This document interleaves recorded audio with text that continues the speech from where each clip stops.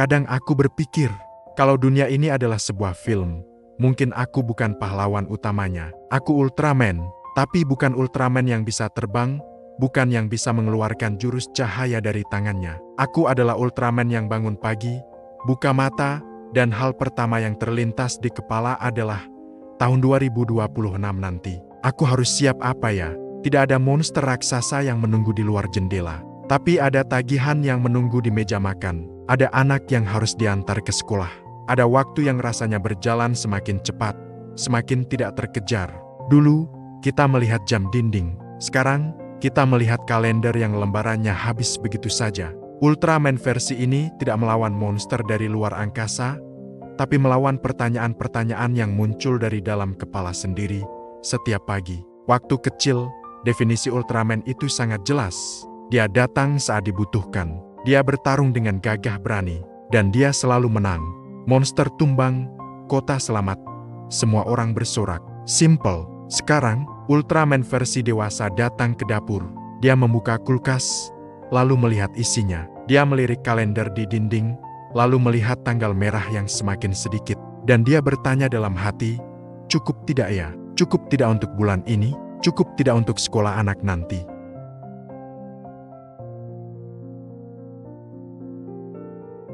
Pertarungannya lebih sunyi. Ia bertarung dengan rasa tidak cukup. Perasaan bahwa apapun yang dilakukan selalu kurang. Dan yang lebih rumit lagi, ia bertarung dengan rasa bersalah. Rasa bersalah karena ingin mendapatkan lebih banyak untuk keluarga. Tapi di saat yang sama juga ingin lebih sering hadir untuk mereka. Pertarungan antara mencari nafkah dan menciptakan kenangan.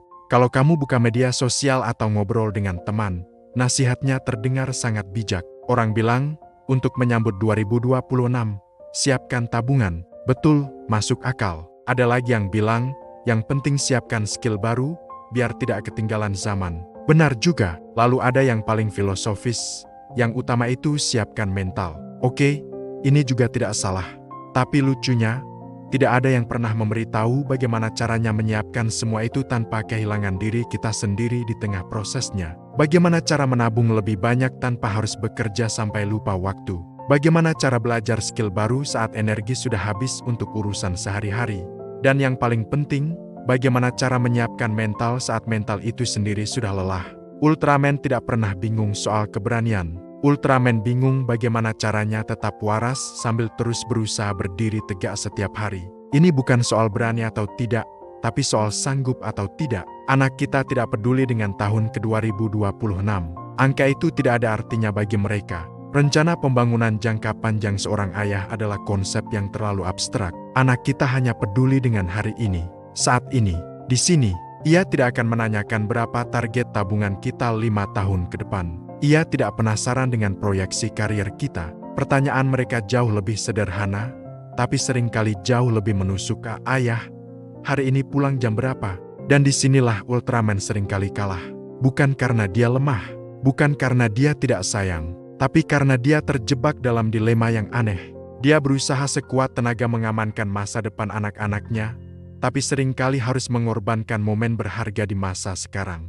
Kita sibuk membangun istana untuk masa depan, sampai lupa bahwa anak kita hanya ingin bermain pasir bersama kita di halaman belakang. Hari ini, kita ingin memberikan dunia kepada mereka, padahal yang mereka inginkan hanyalah waktu kita. Kalau kita perhatikan, Ultraman itu punya lampu di dadanya, sebuah pengatur waktu. Kalau lampu itu mulai berkedip-kedip merah, itu tandanya energinya hampir habis. Waktunya di bumi sudah hampir selesai. Dia harus segera mengalahkan monster atau kembali ke wujud manusianya. Praktis sekali, ada peringatan yang jelas. Seorang ayah tidak punya lampu seperti itu. Tidak ada alarm yang berbunyi saat kita sudah melewati batas. Tapi tubuh kita tahu. Tubuh kita memberikan sinyal. Saat rasa capek setelah bekerja seharian tidak hilang bahkan setelah tidur semalaman. Saat kita bangun di pagi hari dengan perasaan lebih lelah daripada saat kita tidur. Saat kepala terasa berat bukan karena kurang tidur, tapi karena terlalu banyak pikiran. Mungkin itulah versi lampu berkedip kita. Sinyal dari tubuh yang mengingatkan, jangan sampai kita sibuk menyelamatkan dunia di luar sana, tapi kita kehilangan rumah kita sendiri. Jangan sampai kita menjadi pahlawan bagi semua orang, kecuali bagi orang-orang yang menunggu kita di rumah. Jadi, setelah semua ini, Apa yang sebenarnya perlu kita siapkan untuk tahun 2026? Apa daftar teratas yang harus kita centang? Mungkin bukan rencana keuangan yang sempurna. Mungkin bukan jenjang karier yang melesat paling cepat.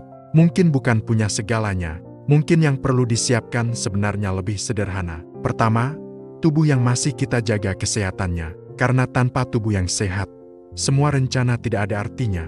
Kedua, hati yang masih bisa jujur pada diri sendiri. Jujur saat kita lelah. Jujur saat kita butuh bantuan. Jujur saat kita merasa tidak sanggup. Dan ketiga, yang terpenting, anak yang masih mau duduk di sebelah kita, yang masih merasa nyaman bercerita apa saja, yang masih melihat kita sebagai rumahnya. Ultraman tidak selalu menang dalam setiap pertarungan. Kadang dia dipukul mundur, kadang dia kehabisan tenaga. Tapi satu hal yang pasti, dia selalu datang. Dia selalu muncul saat dibutuhkan. Dan kadang, dalam kehidupan nyata seorang ayah, hanya dengan hadir saja, itu sudah lebih dari cukup. Sejujurnya, aku tidak tahu tahun 2026 akan seperti apa. Tidak ada yang tahu. Mungkin akan lebih baik, mungkin juga akan lebih berat. Tapi aku tahu satu hal yang pasti. Saat ini, di luar sana, ada banyak sekali ayah yang sedang berdiri tegak tanpa jubah, tanpa topeng, tanpa sorak-sorai penonton, tapi mereka tetap berdiri, menghadapi hari demi hari dalam diam. Kalau kamu adalah salah satu dari mereka, mungkin kamu bukan pahlawan yang muncul di layar kaca, tapi kamu nyata, dan perjuanganmu nyata. Ultraman tidak selalu siap menghadapi apa yang datang. Ia hanya memutuskan untuk tidak pernah pergi.